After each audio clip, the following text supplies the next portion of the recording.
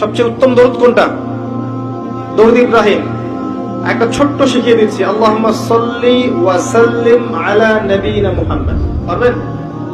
আল্লাহুম্মা সাল্লি ওয়া সাল্লিম আলা নবিয়িনা মুহাম্মদ। সকালে 10 বার, সন্ধ্যায় 10 বার। ইনশাআল্লাহ আপনার জন্য আল্লাহর রাসূল সুপারিশ করবেন। আপনি কি নবী সাল্লাল্লাহু আলাইহি ওয়াসাল্লামের সুপারিশ পেতে চান? পেতে চান?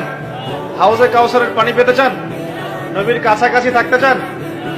শুনুন, নবী সাল্লাল্লাহু আলাইহি ওয়াসাল্লাম বিভিন্ন হাদিসের মধ্যে বলেছেন, বিভিন্ন হাদিসে, যে ব্যক্তি দুনিয়াতে নবীর সুন্নাত যত বেশি পালন করবে, নবীকে যত বেশি ভালোবাসবে, তার উপর যত বেশি দরুদ পড়বে, ইনশাআল্লাহ কিয়ামতের দিন সে নবীর তত কাছাকাছি থাকবে।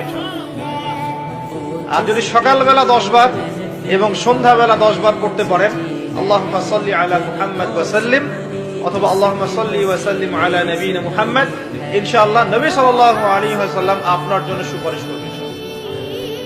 সকালে 10 বার, সন্ধ্যায় 10 বার দরুদ পড়া খুব কঠিন। সকালে 10 বার, সন্ধ্যায় 10 বার দরুদ পড়তে সময় লাগবে সর্বোচ্চ 5-10 মিনিট।